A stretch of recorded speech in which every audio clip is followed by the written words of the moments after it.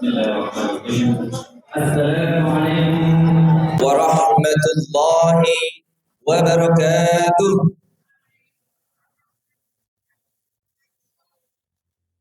Alhamdulillahi rabbil alamin. Wa bihi nasta'inu ala umuri dunya wa din. Wa ala alihi wa sahbihi ajma'in. Qala rabbi israh li sadri wa yassir li amri wahlul 'uqdatam min lisani yafqahu qawli. Allahumma shalli ala sayyidina Muhammad wa ala ali sayyidina Muhammad. Amma ba'du.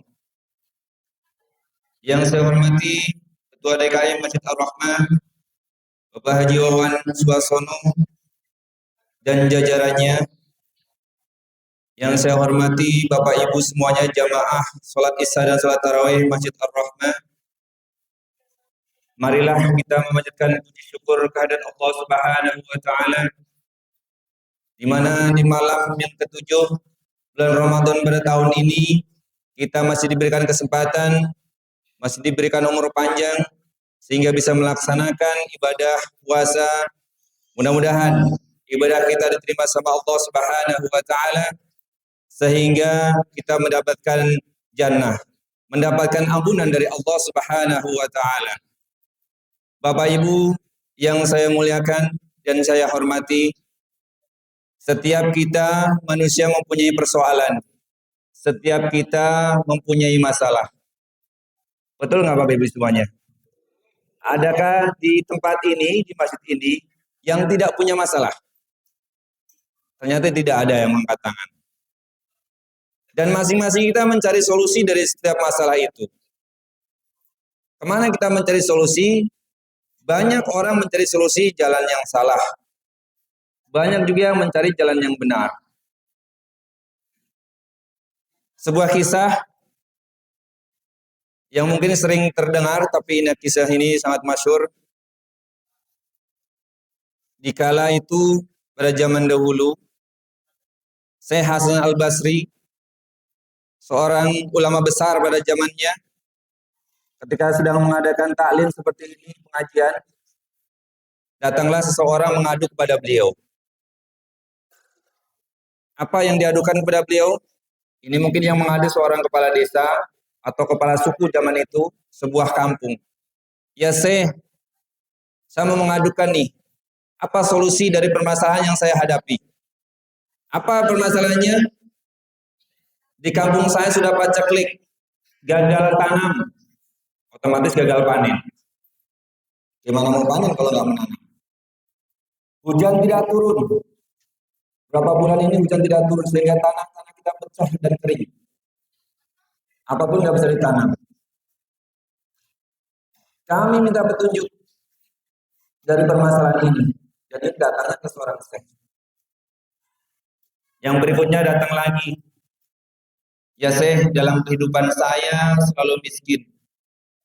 Jangan sampai saya miskin permanen. Dari mulai kecil, dewasa, sampai sekarang saya punya anak miskin. Tidak punya harta benda. Berilah kesempatan dan doa petunjuk supaya saya bisa menikmati kekayaan di dunia ini seperti apa rasanya. Biar anak-anak kita bisa sekolah, bisa mandiri, bisa berusaha. Datang lagi seorang mengadukan tentang nasibnya. Ya Syekh, saya ini sudah menikah 10 tahun. Tapi belum dikaruniai satu orang pun anak. Berilah saya petunjuk. Berilah saya amalan. Sehingga saya bisa punya anak. Mungkin yang sedang jomblo, masih jomblo ya, belum punya pasangan. Itu termasuknya. Karena punya anak kan harus punya pasangan dulu. Dan ini kemarin saya ketemu dengan bagian Kementerian Agama, ya, Kementerian Agama, sebuah penelitian menyatakan bahwa ada penurunan angka pernikahan di KUA. Se-Indonesia ini ada sekitar 1,5 juta penurunannya. Apakah ini memang tidak tercatatkan di KUA atau mereka kawin tidak tercatat? Tapi anehnya angka kelahiran itu meningkat. Bisa kebayang? Jadi banyak anak yang lahir tidak tercatat pernikahan bapak ibunya di KUA, tapi bisa punya kakak. Ini menunjukkan apa? Bahwa kesadaran kita untuk mencatatkan pernikahan sudah mulai menurun. Mudah-mudahan yang hari ini belum punya anak, ini menjadi solusi.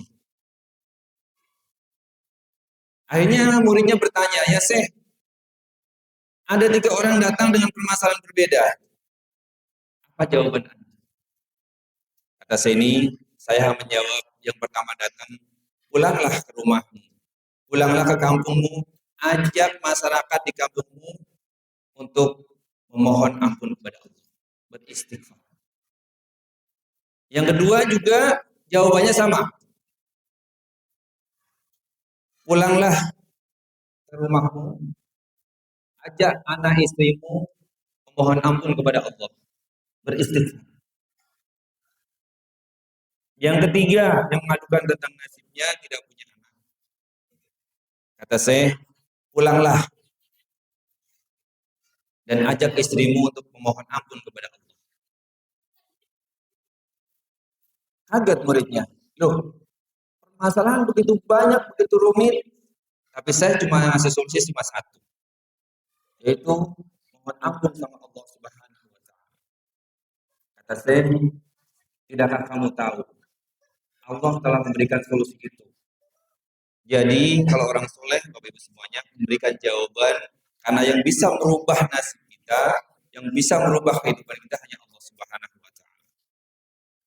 Tidakkah kamu tahu di surat Nuh ayat 10 sampai 12? A'udzu billahi minasyaitonir rajim. Bismillahirrahmanirrahim. Wa qul tastaghfiru rabbakum innahu kana ghaffar.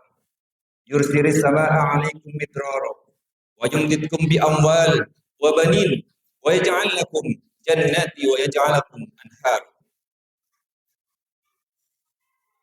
Allah berkata, beriman pada kita, mohon ampunlah kepada Allah Subhanahu wa Ta'ala.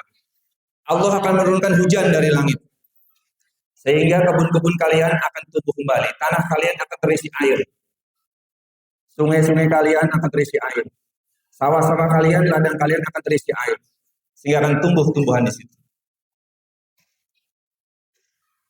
Mohon ampunlah kepada Allah, maka Allah akan karuniakan engkau anak, keturunan yang soleh dan baik.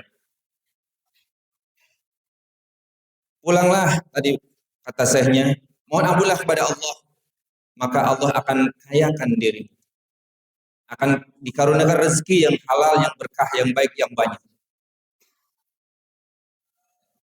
Dan Allah akan tumbuhkan kebun-kebun dan sungai-sungai itu, air mengalir di dalamnya.